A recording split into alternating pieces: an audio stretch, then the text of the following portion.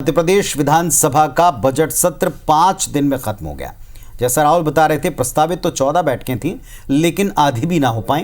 5 दिन का ही काम इसमें होता दिखाई पड़ा। बिल्कुल, यानी पिछले 20 साल का अगर रिकॉर्ड उठाकर देख लें तो ये सत्र जो आमतौर पर सबसे बड़ा होना चाहिए, क्योंकि बजट सत्र सबसे बड़ा होता है, 3 ही सत्र होते हैं, लेकिन इसमें ये तो 5 बैठकें में ही खत्म हो गया। अब सत्ता पक्ष विपक्ष पर आरोप लगा रहा है, विपक्ष सत्ता पक्ष पर। सत्रावसान के लिए दोनों एक दूसरे को जो कटघरे में खड़ा कर रहे हैं, इसके पीछे असल जिम्मेदार है कौन? देखिए रिपोर्ट, समझ पाएंगे।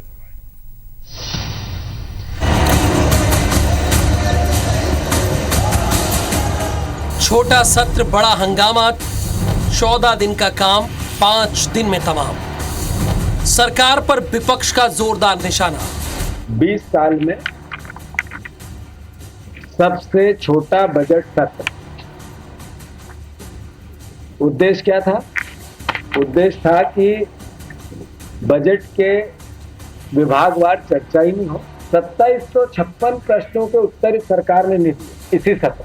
मध्य प्रदेश विधानसभा का बजट सत्र एक बार फिर तय समय के पहले ही खत्म हो गया। नरसिंह घोटाले और जल जीवन मिशन पर कांग्रेस की चर्चा की मांग अधूरी ही रह गई। कांग्रेस दावा कर रही है कि 20 साल में एक भी सत्र पूरा नहीं चल सका है, जबकि इस बार का सत्र सिर्फ 5 बैठकों में ही सिमट गया।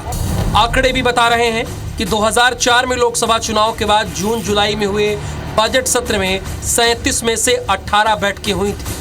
2009 में 30 बैठकें तय थी, लेकिन सिर्फ 17 बैठकें ही हुई। 2014 में 21 बैठकें होनी थी, लेकिन 17 ही हुई। 2019 में 17 बैठकें प्रस्तावित थी, लेकिन हुई सिर्फ 13। 2024 में 14 बैठकें होनी थी, लेकिन हुई सिर्फ 5, जिसको लेकर विपक्ष ने सरकार पर सवाल खड़े किए हैं। मध्य प्रदेश की विधानसभा का सत्र जिस तरीके से असमय समाप्त किया गया, ये मैसेज है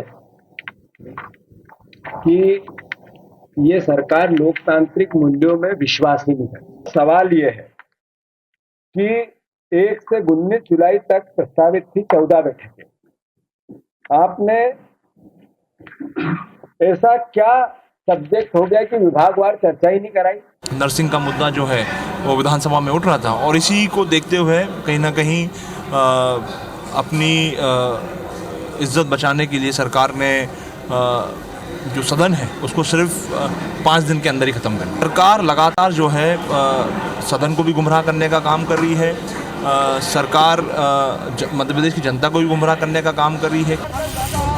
कांग्रेस के दावे की हवा बीजेपी सरकार के मंत्री ये बोलकर निकाल देते हैं कि कांग्रेस हंगामा करना जानती है, महत्वपूर्ण विषयों पर चर्चा करने से बचना चाहती है और हंगामा करके सत्र को खत्म करने की साजिश रचती है।